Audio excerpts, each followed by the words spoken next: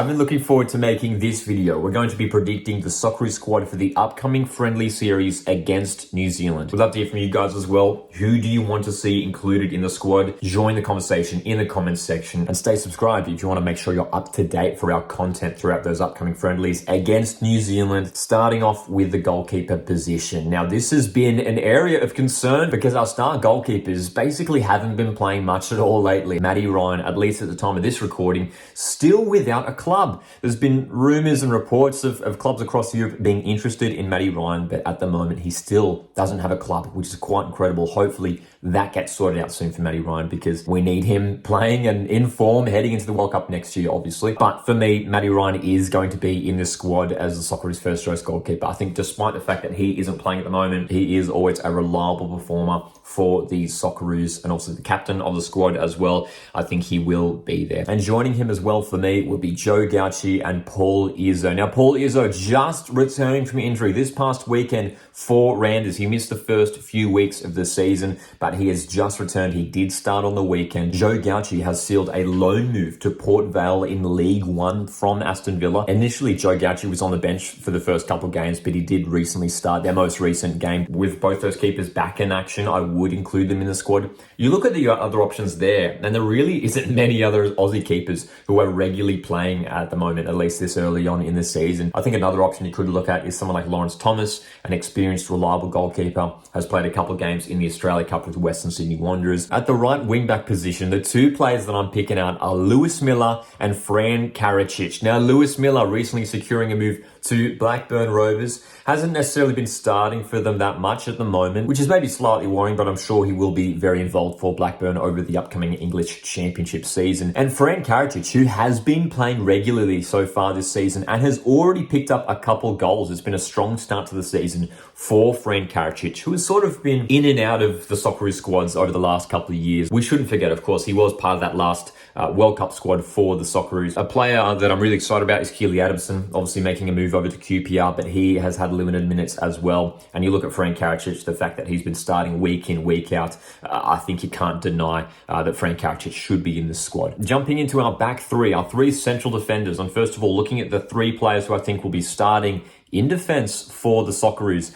I'm going Alessandro Ciccardi, Milos Degenek in the middle, and Cameron Burgess at left centre-back. Three really top-class central defenders for Australia. Ciccardi recently starting the Serie A season with Parma starting in that loss to Juventus. Milos Degenek, again, just one of these reliable performers whenever he is in the Socceroos squad. And Cameron Burgess, who's been getting regular minutes so far this season for his new club, Swansea City, in the English Championship as well. Obviously, Harry Souttar still recovering from injury, so hopefully his injury recovery is going well at the moment, but he won't be part of the squad as we know. And the three other central defenders I'm going to throw in there, I'm going for Thomas Deng, Hayden Matthews, and Kai Rolls. Kai Rolls has been playing pretty regularly for DC United over in the MLS lately, and I think he will be in the squad once again. Now, Hayden Matthews is an interesting one. Hasn't been starting at the moment for Portsmouth in the Championship. He did play in the Cup recently, but he hasn't really been able to break into that starting 11 so far this season. But he is one of the players who has a really bright future for Australia. And I think if he's fit, he should be included in the squads just to continue developing and learning from, the other experienced defenders in the team. And if he is called upon, I'm sure he'll be able to do a job, Hayden Matthews, despite the limited game time he has had for Portsmouth. And I'm including Thomas Deng as well, who's been getting regular minutes also in Japan. And to finish off our defense, the left wing back positions, I'm picking out Jordy Boss and Callum Elder. I think it's time for Callum Elder to be included in the Socceroos squad. He's been starting regularly for Derby County in the English Championship. Scored a fantastic free kick goal as well the other week. And Jordy Boss has to be there as well. Great to see him make a decent start to life at Feyenoord, his new club for this upcoming season. And Jordy Boss is one of those players where if he's fit, he's an absolute lock for the Socceroos squad, so he should be there. But Callum Elder, that you look at the fact that he's made a good start to the English Championship season, regularly involved for Derby County. I think a lot of us are excited about Jacob Farrell, but unfortunately, he just hasn't even been included in many matchday squads at all for Portsmouth up to this point, the left back. I totally wouldn't mind Aziz Behich being included in the squad. Of course, we know what he did for the Socceroos against Japan just a couple months ago, and always, again, a reliable performer for Australia. But his last competitive match was that game for the Socceroos against Saudi Arabia a couple months ago. He hasn't featured for Melbourne City in the Australia Cup. So there may be an opportunity for someone like Callum Elder to come in here and contest for that left wing-back position with Geordie Boss. Into midfield, my two starting central midfielders is Aidan O'Neill and Patrick Yazbek, two players who are playing regular football in the MLS. These two players, again, have been in good form of late for Australia. They were good in that last window for the Socceroos. Aidan O'Neill, I think, has really cemented himself as that key defensive midfielder for Australia, especially just over the last year at least. And Patrick Yazbek, who has been starring for Nashville over in the MLS as well, just based off all the game time that he has had as well, playing, obviously the MLS have been, playing consistently their games over the last few months, whereas obviously Europe have gone through their off season. So you look at those two guys, they are match fit, they are ready to play. O'Neill and Yazbek, I'm going for them as the two starting central midfielders. And then I'm including three other central midfielders in the mix: Max Ballard, Cammy Devlin, and Ryan Teague. Max Ballard just simply has to be included in the squad. Look, I don't know whether it's just my Mariners fan at heart, but it's just crazy that this guy hasn't been more involved in Socceroos squads. It was unbelievable that he missed out on the last squads despite being called into the training camp. Max Ballard, who has had a really good last season for NAC Breda and coming into this campaign is featuring regularly for them as well, cannot be denied. He's a top player, top midfielder. I think he would suit the system really well. Cammy Devlin has been playing regularly in Scotland. Great to see him back from injury, and given the minutes that he has picked up, I think he would be a good option there. A solid defensive midfielder, a hard-working player as well. So I would bring Cammy Devlin back into the Socceroos squad. And Ryan Teague as well at KV Mechelen, his new club in Belgium. Hasn't been getting all that many minutes, hasn't really featured in the last couple of weeks. But again, one of these players for the future, who really is the future for the Socceroos in midfield, Ryan Teague. I think some of us were maybe surprised that he was thrown straight to the Socceroos squad earlier this year, but in those performances, he looked really comfortable. He didn't look out of place, and I think he would really complement the midfield as well there. Ryan Teague, look, I wouldn't be surprised if Tony Popovich is inclined to include Anthony Caceres, who has been featuring in the Australia Cup for Macarthur SC lately, but I would go for those five guys there. Let's talk about the attacking positions now, and these are probably the positions that have the most debate. First of all, let's start at the right wing. Two players I'm picking out here: Martin Boyle and Connor Metcalf. I think you have to go for those experienced, reliable players there. Obviously, Martin Boyle has that experience now for the Socceroos and has made a good start to the season for Hibs. Always a consistent performer, whether it is for Hibs or for Australia. And Connor Metcalf as well, who has recently started the season with St. Pauli. We know a versatile player as well, whether he's playing out wide or through the middle.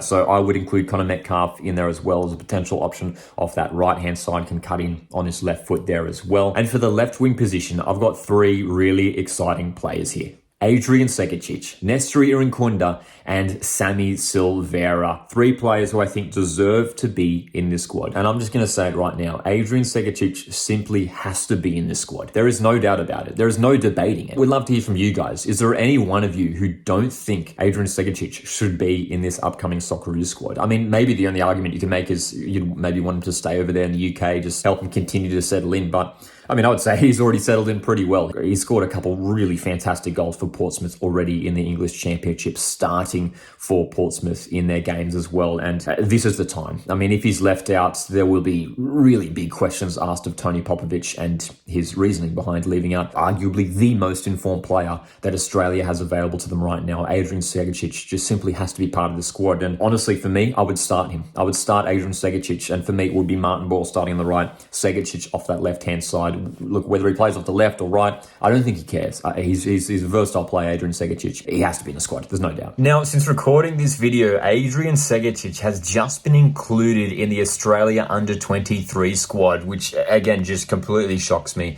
It feels like he was an absolute lock for the Socceroos squad.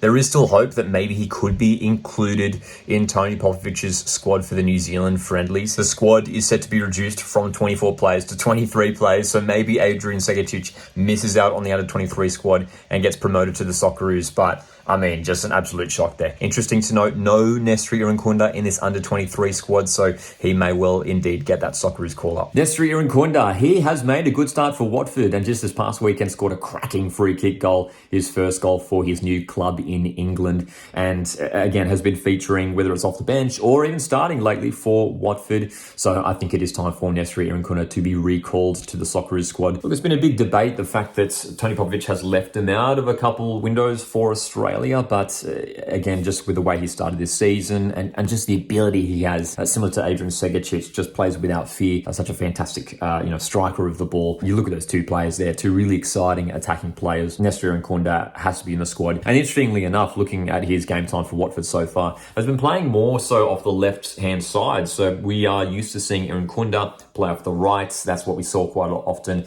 when he was starting for Adelaide United. But for Watford, off that left wing, so maybe he will be utilised off that left-hand side, can cut in on that right foot. I think it could be a good move for Nkunda. And then Sammy Silvera, who has started the new season for Middlesbrough with renewed confidence, and a player who, again, has fallen out of favour a little bit in recent months, at least for the Socceroos under Tony Popovich. He has been getting some good minutes for Middlesbrough so far, but I would include him in there. Again, whether he plays off the left or the right-hand side, he has been playing off the left lately for Middlesbrough, but I would put him in there as well. Look, I will say the other player that I did leave out is Nicholas Milanovic. We know he's been featuring lately for Aberdeen. So I was tossing up between those two players. It was Silvera or Milanovic as that extra attacking player to add in there. I'm going for Silvera, but hey, I'd love to see Milanovic in there as well. And for our three strikers, first of all, I want to acknowledge that Zach Sapsford is currently out with an injury, reportedly out for a couple weeks with an injury. I tell you what, if he wasn't injured, he would be in this squad. Great start to the season for Dundee United. Hopefully a big season ahead for him. And again, if he was injury-free, I think he would be in this squad, the former Western Sydney Wanderers striker. But for the three players we've gone for, Mohamed Toure, Mitch Duke, and Cassini